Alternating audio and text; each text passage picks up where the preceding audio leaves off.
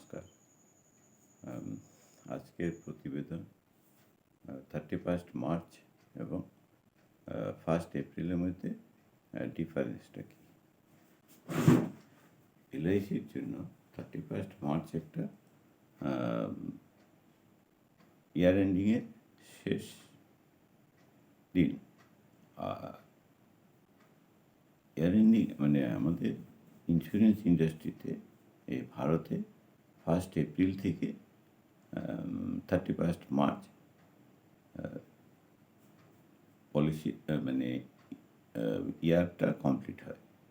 তো প্রতি বছর 1 এপ্রিল থেকে 31 মার্চ পর্যন্ত এলআইসির যা প্রফিট হয় তার একটা 5 টাকা সরকারের জন্য রেখে বাকি সব অ্যামং দ্য পলিসি হোল্ডারের মধ্যে বোনাস আকারে ডিক্লেয়ার করে থাকে। তো ওতে আমরাও কী করি, আমাদের কাছে এলআইসি যে মানে আমরা সারা বছর এলআইসি নিয়ে বলি, কিন্তু কোনো দিন চাপাচাপি করি না, জোর করে বলি না যে আপনি পলিসিটা নিন। কিন্তু 31 মার্চে মানে মার্চ মাসের শেষ মানে মার্চ মাসে আমরা তাদেরকে মোটামুটি রিকোয়েস্ট করি যে দেখুন, এই মার্চে যদি পলিসিটা নেন আপনার বেনিফিট হবে, আপনি পুরো বোনাসটা পাবেন। আর পলিসিটা এটা তো 24শে মার্চ চলছে, 24শে মার্চ, কিন্তু আপনি যদি মনে করেন 1 এপ্রিল থেকে 31 মার্চের মধ্যে যে ডেটে পলিসিটা চাইবেন সেই ডেটে আমরা ডেট ব্যাক করে দিতে পারি। তার জন্য সামান্য একটা ডেট ব্যাকিং একটা চার্জ নেওয়া হয়, সেটা কোনো ফ্যাক্টর না। কিন্তু ফ্যাক্টরটা হলো আপনি ধরুন 15 বছরের জন্য যদি কোনো একটা প্রিমিয়াম দিতে চান, সেই 15 বছরের জায়গাটা আপনার 14 বছরে কমপ্লিট হয়ে যেতে পারে। যেরকম আপনি এই আজকে হলো 23শে মার্চ, ধরুন আপনি 23শে মার্চ একটা পলিসি জমা করলেন আর বললেন যে না, আমি 12 এপ্রিল থেকে এটা ডেট ব্যাক চাই। তাহলে 23 সালে 12 এপ্রিল থেকে পলিসিটা চালু হয়ে গেল। নেক্সট 12 এপ্রিলে আরেকবার প্রিমিয়াম দিলে, তাহলে ধরুন 15 বছর টার্ম যদি পলিসিটার হয়, তা আমি 14 বছর প্রিমিয়াম দিই, মানে উইদিন আজকে 7 আরও দিতে পারো। 20 দিনের ব্যবধানে আমি 2 বছর বেনিফিট পেয়ে গেলাম। ফার্স্ট ইয়ার তো আমার কমপ্লিট হয়ে গেল 12 এপ্রিল 2023, আর সেকেন্ড ইয়ার চালু হয়ে গেল 12 এপ্রিল 2024। 20 দিনের ব্যবধানে আমি বেনিফিটটা পেয়ে গেলাম। এটা একটা বিরাট অ্যাডভান্টেজ। আর ম্যাচুরিটিও আমার যেটা পাওয়া হবে, মানে অফিসিয়ালি 15 বছর পরে, কিন্তু আনঅফিসিয়ালি 14 বছরের মাথায় ম্যাচুরিটিটা পাওয়া যাচ্ছে। এটা একটা ভালো দিক।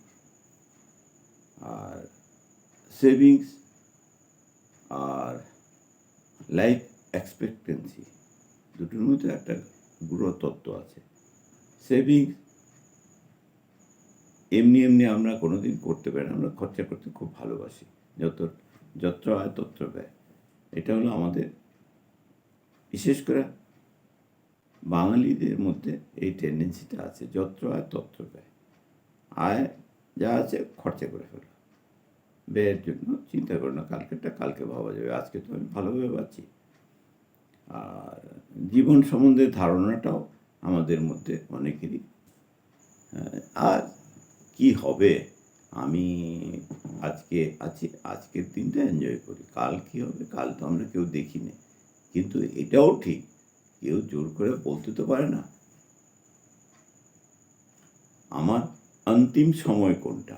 অন্তিম সময়টা যদি আমরা বলতে পারতাম, তাহলে আমাদের কোনো প্রয়োজন ছিল না ভবিষ্যৎ কথা ভাবার।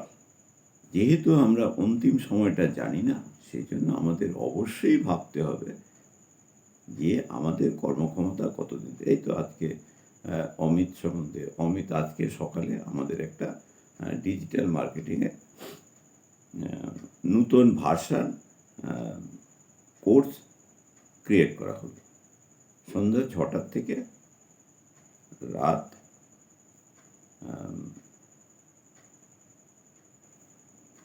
৯টা পর্যন্ত চলল মিটিংটা। নানান রকম ইমপ্রুভমেন্ট করা হয়েছে। সেখানে সবচাইতে যেটা ভালো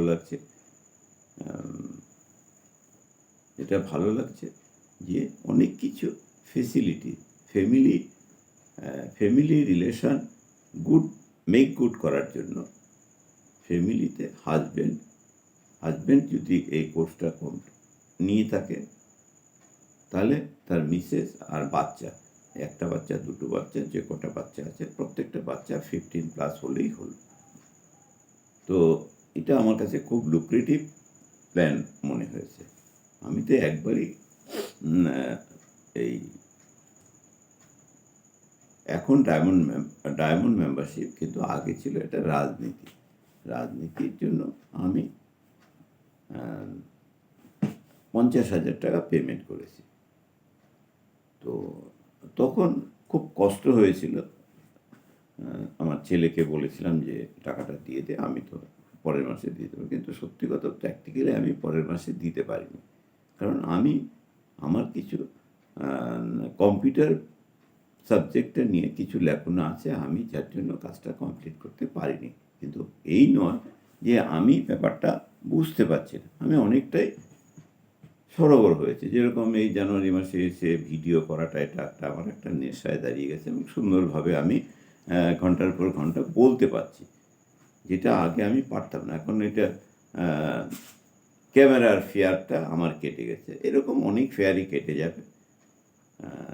আরেকটা জিনিস যেটা হচ্ছে, আমাদের অ্যাক্টিভিটি ট্র্যাকিং করা হবে ডিজিটাল কোর্সের মাধ্যমে।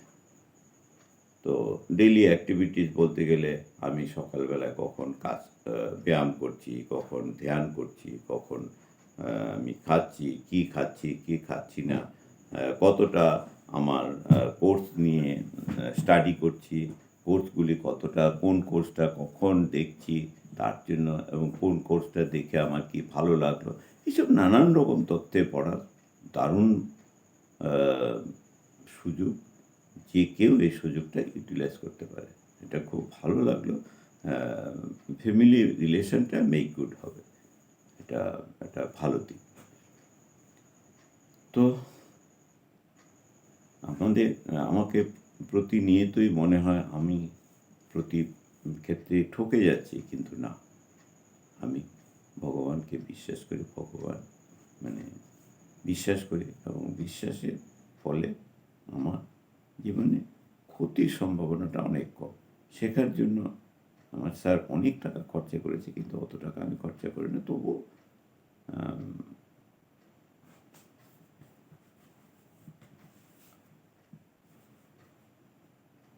8 থেকে 10 লাখ টাকার মতো আমার খরচা হয়েছে এই নানান রকম ট্রেনিং মিটিংয়ের জন্য। ইন্স্যুরেন্সের জন্য ট্রেনিং মিটিং করেছি, নিজের টেকনিক্যাল নলেজ বাড়ানোর জন্য অনেক চেষ্টা করেছি, কিন্তু আলটিমেটলি কোনো কাজে আমার ডিপ ইনভেস্টমেন্ট মিনস আমি কাজটা মনোযোগ সহকারে অর্থ করি, ওখান থেকে রিটার্নের জন্য কোনোদিনই কাজটা করি না। কিন্তু ইদানিং আমার কাছে মানিটা একটা বিরাট ফ্যাক্টর হয়ে গেছে। আজকে আমার কাছে যত টাকাই থাকুক না কেন, টাকা আর হাতে থাকছে না।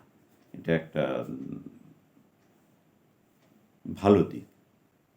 কারণ ভালো দিক এই জন্য বলছি, যেরকম একটা গ্লাসে যদি জলটা ভরা থাকে, সেই গ্লাসে আর কিছু ভরা যাবে না, যতটা খালি হবে, খালি হলে ওখানে আবার ভরা যাবে। যেরকম জলের পাত্রে কিছু ভরা যায়, আমিও মনে করি আমার পকেটটা যত খালি থাকবে, তত পকেটটা ভরার জন্য আমাকে চেষ্টা করতে হবে। এটাই হলো আমার জন্য মেক গুড। পৃথিবীতে একেকজনের একেক রকম থিওরি থাকে, একেক রকমের ইচ্ছা থাকে। এই যে অমিত আমাকে আজকে এই কোর্সটা দেখার জন্য বলল, কিন্তু অমিত নিজেই দেখতে পারেনি। তার শারীরিক প্রবলেমের জন্য হঠাৎ মানে যে ব্যথাটা হচ্ছিল, আজকে আবার ব্যথাটা তার দেখা দিয়েছে, যার জন্য কোর্সটা কমপ্লিট করতে পারেনি। যাই হোক,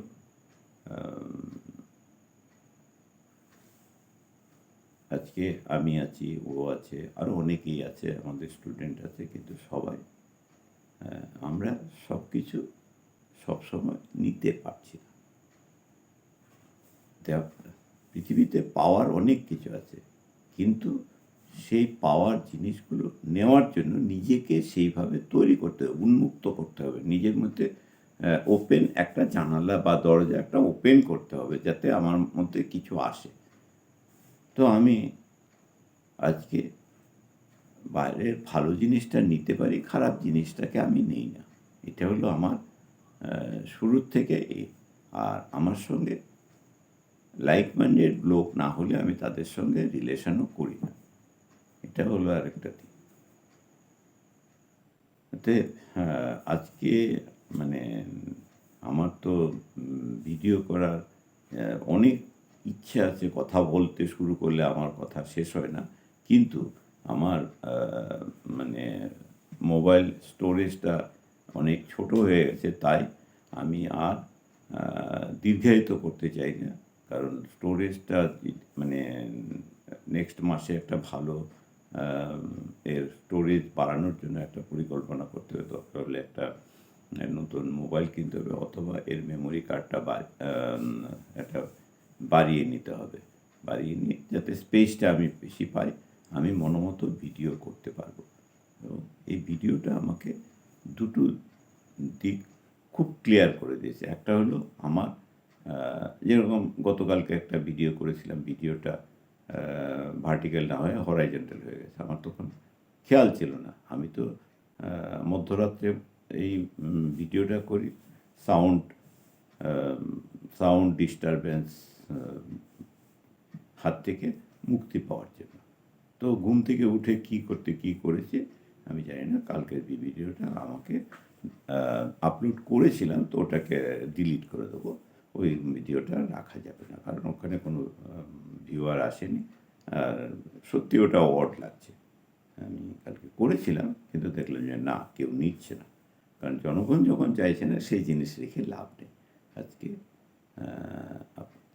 আজকে মোটামুটি আমার যে মূল বক্তব্য 31 মার্চ এবং 1 এপ্রিলের মধ্যে ডিফারেন্সটা কি, আশা করি বক্তব্যটা আমি সুন্দরভাবে তুলে ধরতে পেরেছি। যদি আপনাদের এই ব্যাপারটা ভালো লাগে, এবং ভালো লাগলে অবশ্যই ফ্যামিলি প্রোটেকশনের জন্য আমার সঙ্গে যোগাযোগ করে আপনাদের প্রয়োজনীয় ভবিষ্যৎ সঞ্চয়টাকে সিকিউর করবেন। আর যদি এই সিকিউরিটিটা আপনাদের ভালো লাগে, তবে বন্ধুবান্ধব, আত্মীয় স্বজনের মধ্যে এই ব্যাপারটা শেয়ার করবেন এবং তাদের পরিবারকেও সমৃদ্ধ করার জন্য সাজেশন দেবেন। এবার আমি তো আগে যেরকম ফিজিক্যালি করতাম, এখন তো ফিজিক্যালি ডিজিটালি দুভাবেই আমি কাজটা করতে পারি। আজ আমার বক্তব্য এখানে শেষ করছি। পরবর্তী ভিডিওর জন্য অপেক্ষা করুন, সেটা নেক্সট বৃহস্পতিবার অবশ্যই করব। ধন্যবাদ।